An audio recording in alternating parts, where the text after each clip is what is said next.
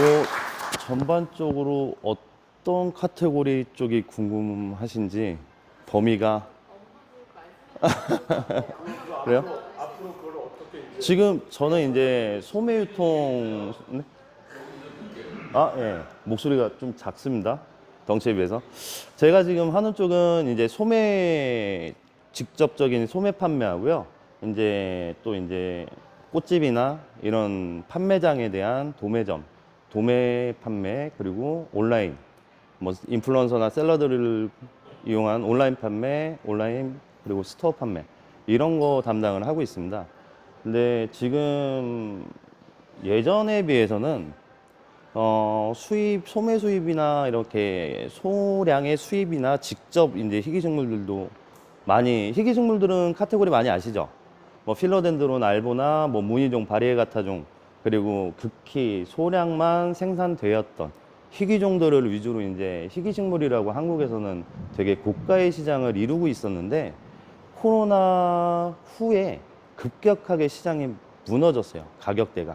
예. 그거는 이제 소량의 희귀식물을 불법으로 이제 밀수입하는 그런 사례들도 많고, 그리고 너무 불법 삽목 증식이 너무 많다 보니까 이게 희귀식물 같은 경우에는 품종 등록이 안 돼요. 그러다 보니까 시장 자체가 많이 한국에서는 무너지고 있는 수준이죠. 지금 라라에서도 라이센스 사업에 가장 중점을 두는 이유가 품종을 등록해서 어느 정도의 생산자와 그리고 유통업자들의 구간 마진과 확보와 그리고 소비자들도 건강한 식물들을 다 다른 가격에 합리적인 가격에 좀 받아봐야 되는데 이제 희귀식물 같은 경우에는 좀 무분별하게 한국 시장에서는 많이 밀수입과 불법 증식으로 이루어지고 있죠. 그래서 지금 같은 경우에는 일반 관엽 시장도 지방이나 이런 분들이 오프라인 매장만 요즘에 직접적으로 찾는 게 아니라 이제 한국에는 물류 택배 시스템이 워낙 잘 돼 있어서 오늘 보내면 내일 거의 다 집안에 도착을 하거든요. 그래도 소매 시장 자체도 이제 매장 중심이 아닌 이제 온라인 시장으로 많이 바뀌어 버렸죠. 이제는 온라인 시장이 아무래도 코로나 때 집에서 이제 밖에 외출을 못 하다 보니까 그때 급격하게 시장이 굉장히 커졌어요. 그리고 지출을 할 곳이 없으니까 집에서 이제 식물 구매로 많이 시장이 확장이 된 건 맞는데 이제 코로나가 끝나고 소비가 적절하게 이제 밖에서도 이루어지고 보니까 다시 이제 많이 떨어졌다고는 말씀을 하시지만 평균으로 다시 돌아온 거죠. 그래서 요즘에는 젊은 세대들의 농가를 하던 생산을 하던 이제 직접 판매나 수익성을 위해서 온라인 스토어나 직접 판매를 많이 하시거든요. 그래서 시장성 자체는 본인들이 어떻게 브랜딩을 하고 마케팅을 하느냐에 따라서 갈리는 것 뿐이지 뭐 특별하게 일반 관엽도 그렇고 품종이나 이런 걸로 이슈화가 되기는 좀 어려운 경쟁이 굉장히 심화되어 있는 시장이다. 이렇게 말씀을 드릴 수가 있습니다.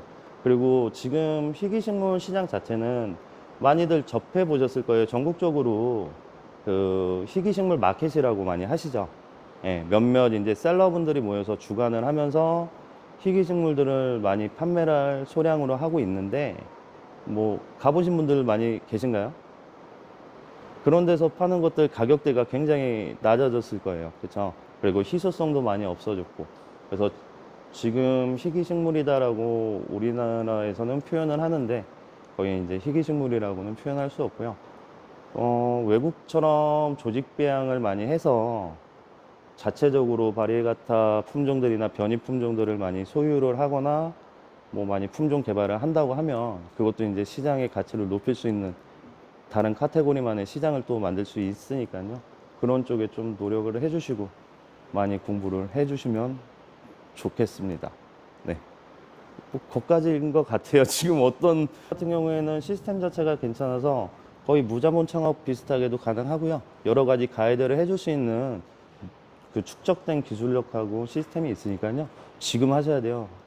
질문 있으시면. 혹시 이제 아까 희귀식물에 대한 그런 그 시장도 약간 좀 높은 가격이 좀 붕괴돼가고 현실화돼가는 과정이 있고 온라인 판매도 증가하고 있고 그런 차원에서 그러면 나라원의 기본적인 그 앞으로의 그 소매 쪽에서의 그런 컨셉은 어떻게 가고 계신가요? 그게 굉장히 난해하죠.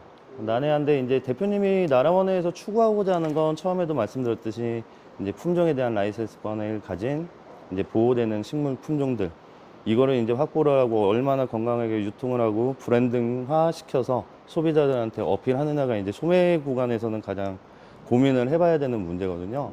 근데 뭐 이야기를 하자면 되게 굉장히 광범위하고 넓어요. 그러다 보니까 너무 길게 가는데 기본적으로 한국은 온라인에 대해서 경쟁이 엄청 심하죠. 그리고 불법도 많고 이 생산자가 정확한 합리적인 보상을 받아야 되는 유럽이나 일본 시장이나 이런 외국을 보더라도 생산에 대한 존중 그리고 그 품종을 기르는 가치에 대한 그 인정 이런 게 이제 로열티나 라이센스로 나오는 거거든요. 근데 한국은 그런 의식이 좀 부족하다고 봐요. 소비 시장에서는.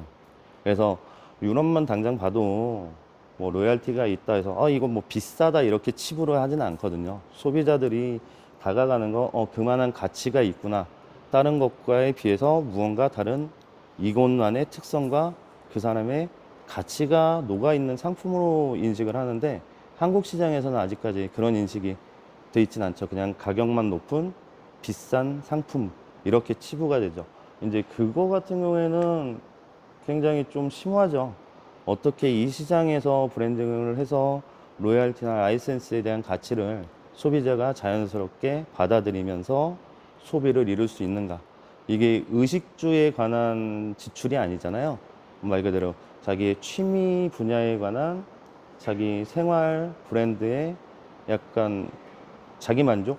이거에 대한 자기 소비이기 때문에 의식주에 필수하는 소비가 아니라 그래서 조금 지출을 하게끔 유도하는 게 조금 어려운 편이 있죠. 한국 시장에서.